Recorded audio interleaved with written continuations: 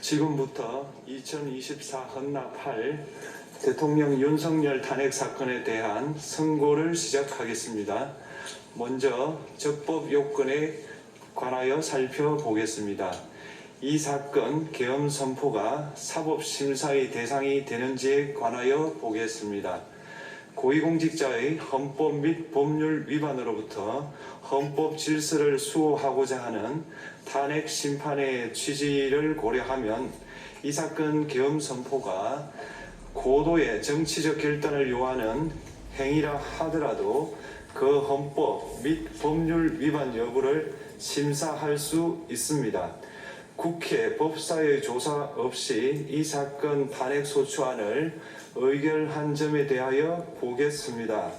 헌법은 국회의 소추 절차를 입법에 맡기고 있고 국회법은 법사위 조사 여부를 국회의 재량으로 규정하고 있습니다.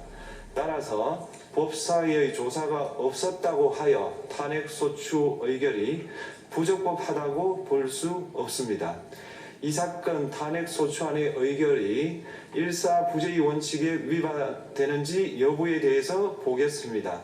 국회법은 부결된 안건을 같은 회기 중에 다시 발의할 수 없도록 규정하고 있습니다.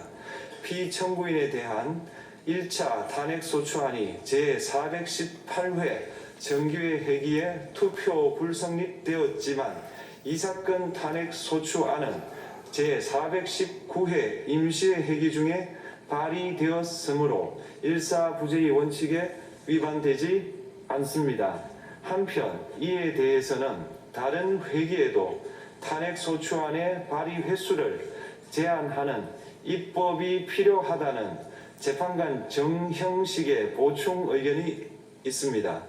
이 사건 계엄이 단시간 안에 해제되었고 이로 인한 피해가 발생하지 않았으므로 보호이익이 헌결되었는지 여부에 대해서 보겠습니다. 이 사건 계엄이 해제되었다고 하더라도 이 사건 계엄으로 인하여 이 사건 탄핵 사유는 이미 발생하였으므로 심판의 이익이 부정된다고 볼 수 없습니다. 소추 의결서에서 내란죄 등 형법 위반 행위로 구성하였던 것을 탄핵 심판 청구 이후에 헌법 위반 행위로 포섭하여 주장한 점에 대하여 보겠습니다. 기본적 사실관계는 동일하게 유지하면서 적용 법조문을 철회, 변경하는 것은 소추사유의 철회, 변경에 해당하지 않으므로 특별한 절차를 거치지 않더라도 허용됩니다.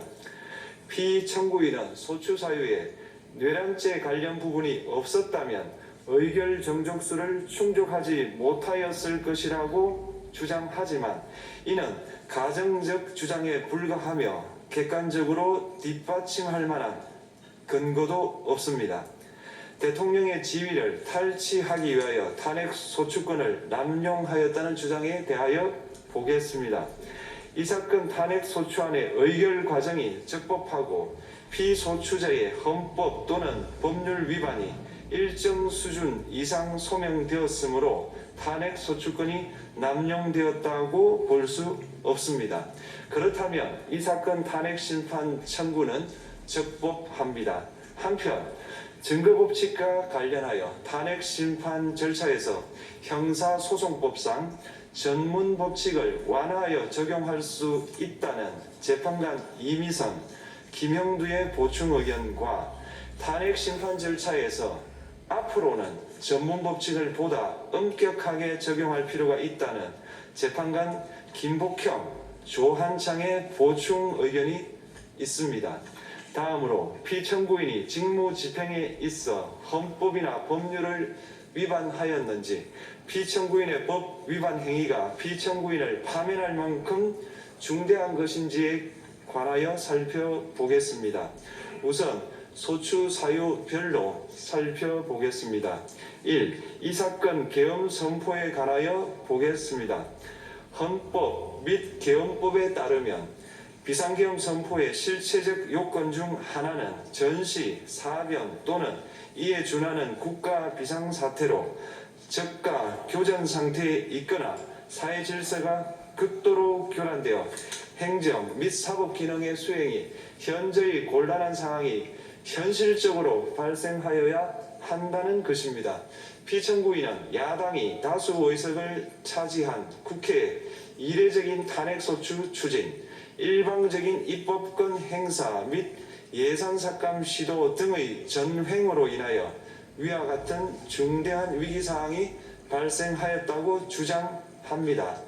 피청구인의 취임 후 이 사건 계엄 선포 전까지 국회는 행안부 장관, 검사, 방통위위원장, 감사원장 등에 대하여 총 22건의 탄핵소추안을 발의하였습니다. 이는 국회가 탄핵소추 사유의 위헌위법성에 대해 숙고하지 않은 채 법 위반의 의혹에만 근거하여 탄핵심판 제도를 정부에 대한 정치적 압박 수단으로 이용하였다는 우려를 낳았습니다. 그러나 이 사건 계엄 선포 당시에는 검사 1인 및 방통위위원장에 대한 탄핵심판 절차만이 진행 중이었습니다. 피청구인이 야당이 일방적으로 통과시켜 문제가 있다고 주장하는 법률안들은 피청구인이 제의를 요구하거나 공포를 보류하여 그 효력이 발생되지 않은 상태였습니다.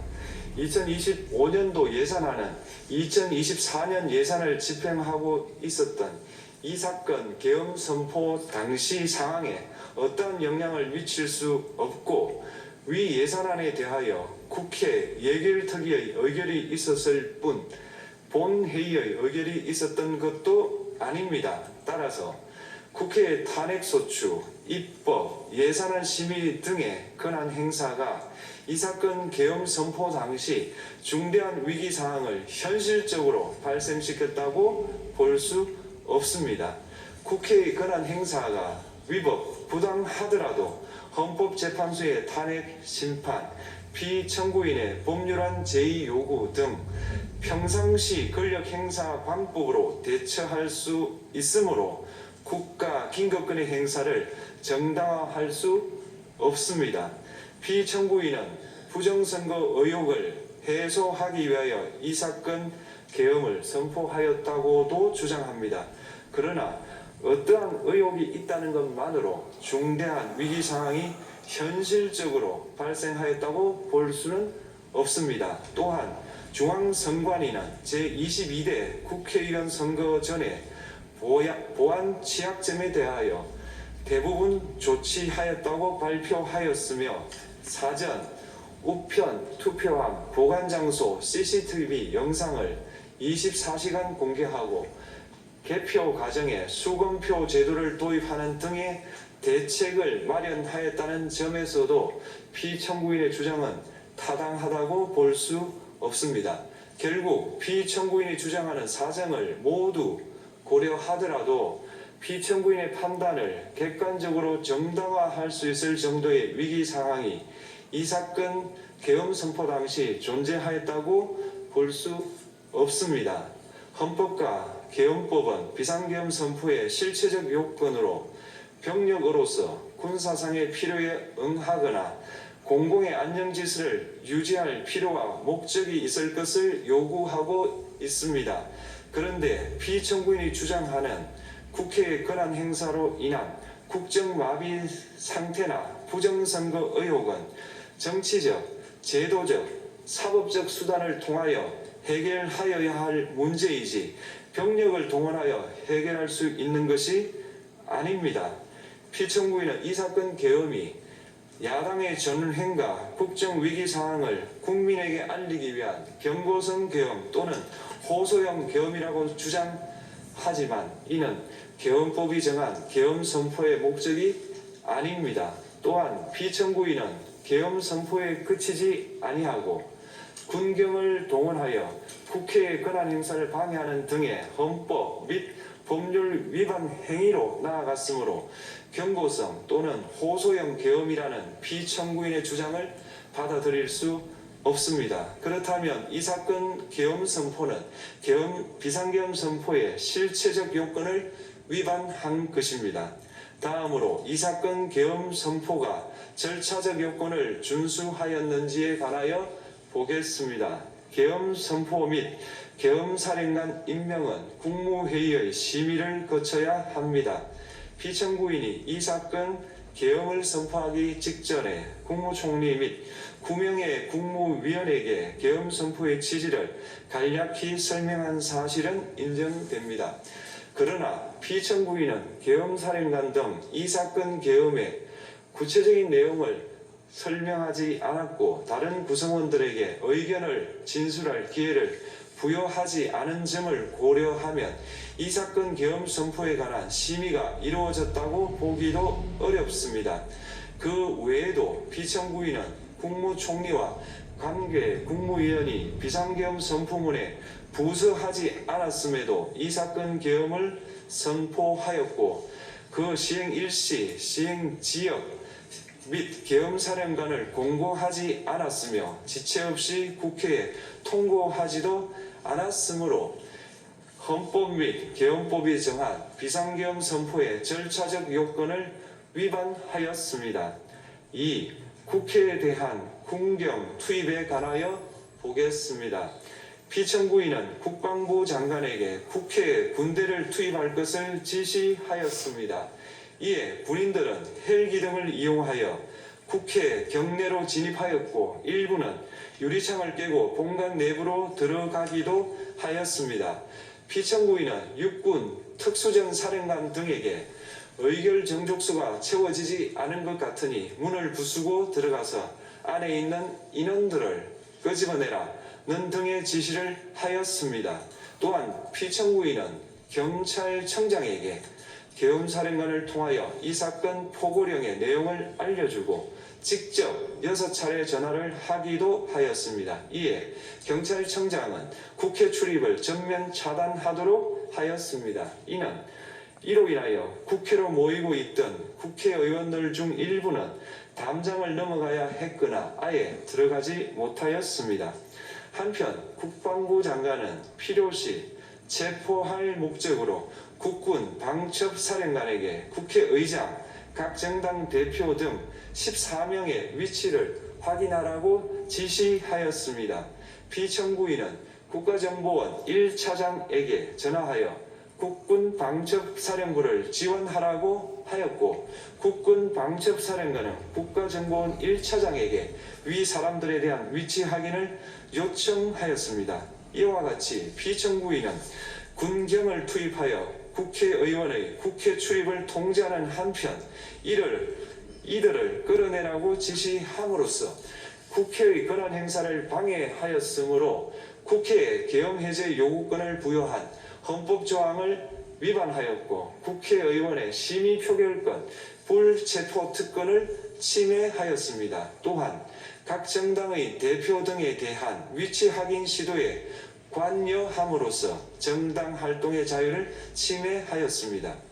피청구인은 국회의 권한 행사를 막는 등 정치적 목적으로 병력을 투입함으로써 국가안전보장과 국토방위를 사명으로 하여 나라를 위해 봉사하여 온 군인들이 일반 시민들과 대치하도록 만들었습니다. 이에 피청구인은 국군의 정치적 중립성을 침해하고 헌법에 따른 국군 통수 의무를 위반하였습니다. 3.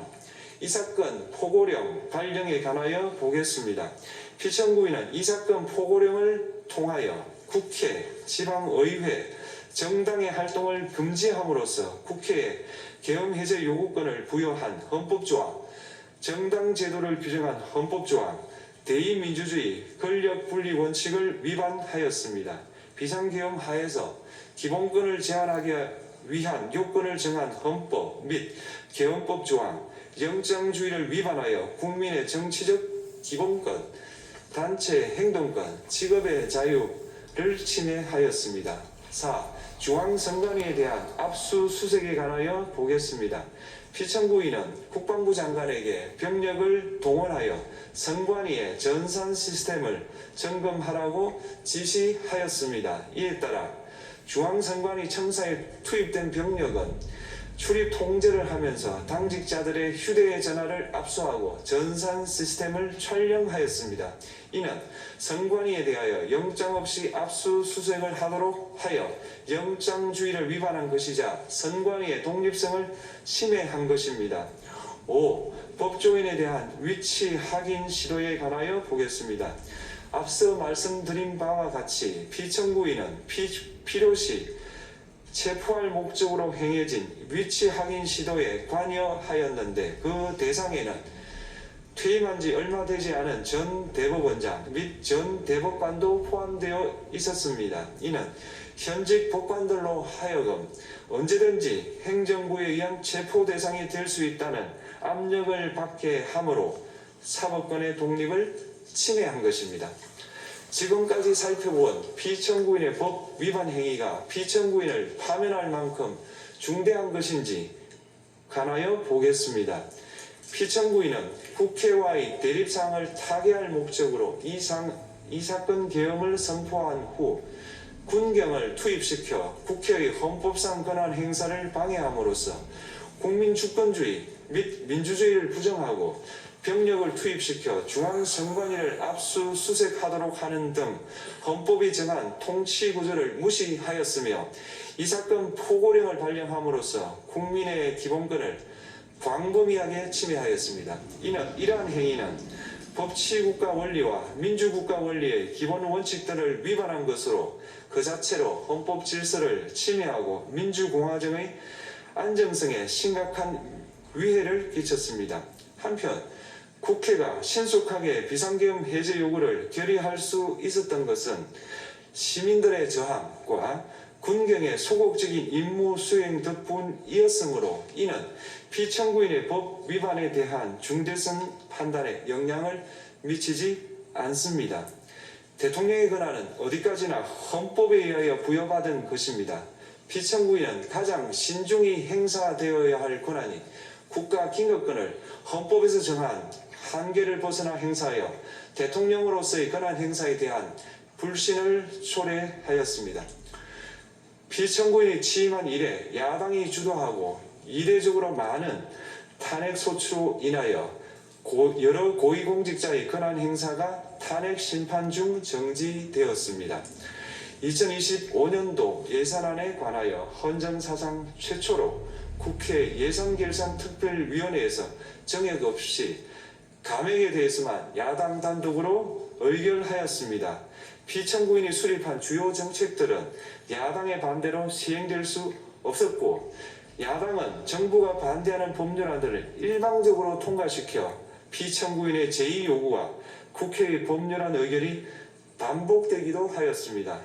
그 과정에서 피청구인은 야당의 전횡으로 국정이 마비되고 국익이 현저히 저해되어 가고 있다고 인식하여 이를 어떻게든 타개하여야만 한다는 막중한 책임감을 느끼게 되었을 것으로 보입니다.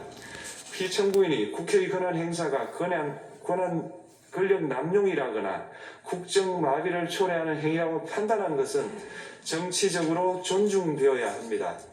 그러나 피청구인과 국회 사이에 발생한 대립은 일방의 책임에 속한다고 보기 어렵고 이는 민주주의 원리에 따라 해소되어야 할 정치의 문제입니다. 이에 관한 정치적 견해의 표명이나 공적 의사결정은 헌법상 보장되는 민주주의와 조화될 수 있는 범위에서 이루어져야 합니다. 국회는 소수 의견을 존중하고 정부와의 관계에서 관용 그리고 자제를 전제로 대화와 타협을 통하여 결론을 도출하도록 노력하였어야 합니다. 피청구인 역시 국회의 대표인 국회를 협치의 대상으로 존중하였어야 합니다. 그럼에도 불구하고 피청구인은 국회를 배제의 대상으로 삼았는데 이는 민주정치의 전제를 허무는 것으로 민주주의와 조화된다고 보기 어렵습니다. 피청구인은 국회의 권한 행사가 다수의 횡포라고 판단했다 하더라도 헌법이 예정한 자구책을 통해 견제와 균형이 실현될 수 있도록 하였어야 합니다.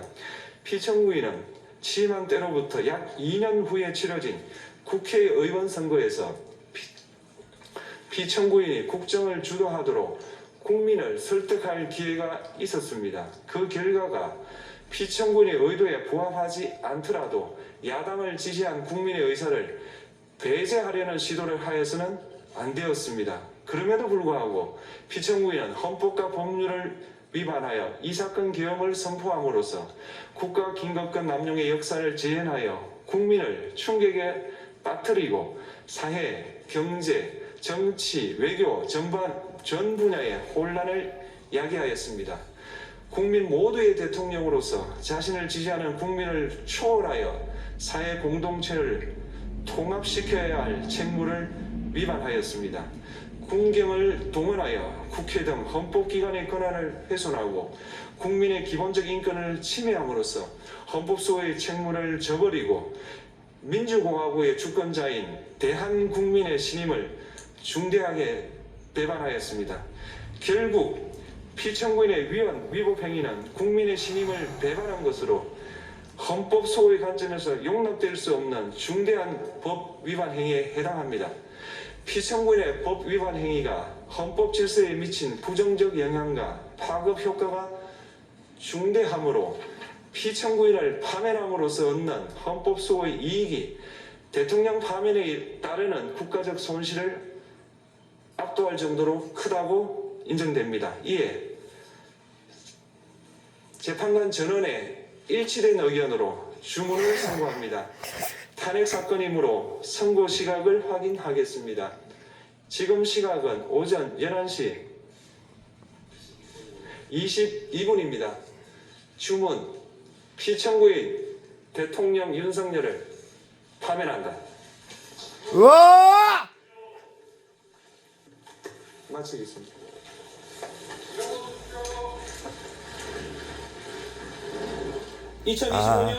네, 여러분, 대한민국의 새로운 민주주의, 우리 헌정 질서가 바로 잡히는 순간입니다. 우리 8명의 대법관들 참으로 훌륭합니다. 어떠한 부분이, 어떠한 이견과 어떠한 사상을 초월해서 이념과 사상, 자신의 어떤 기득권이 아닌 헌법을 수호하는데 8명 모두가 만장일치로 파면을 선고했습니다. 이제 윤석열, 그 다음에 김건희, 그리고 그 모든 추종 세력들에 대한 엄격한 법의 심판이 준엄하게 내려져야 할 것입니다.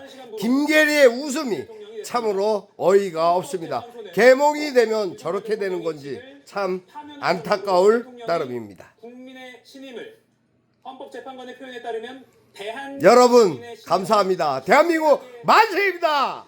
라고 판단 내렸습니다. 모두들 수고하셨습니다. 여러분, 국민 여러분들 참 대단합니다. 감사합니다. 현장에 있지 못해서. 그래도 부끄럽지 않습니다. 122일 만에 전직 대통령이 됐습니다. 지금 심판정 내부의 모습 보고 계십니다. 호응을 하면서 저 윤석열의 모습을 보십시오. 참 김기현이, 참 이철규, 자 저들의 모습들을 다 보셔야 됩니다. 여러분. 보다는 차분한 모습으로 방청석에서도 크게 소동이 있었던 것 같지는 않습니다. 아마 정청래 위원장 정말 수고했습니다. 박서론 의원 수고했습니다. 모두들 수고했습니다. 우리 어디야 어떻게 양측은 우리 박은정 의원 수고했습니다. 국회법사위원장 말을 그대로 전국에 계신 시청자 여러분께 들려드리겠습니다.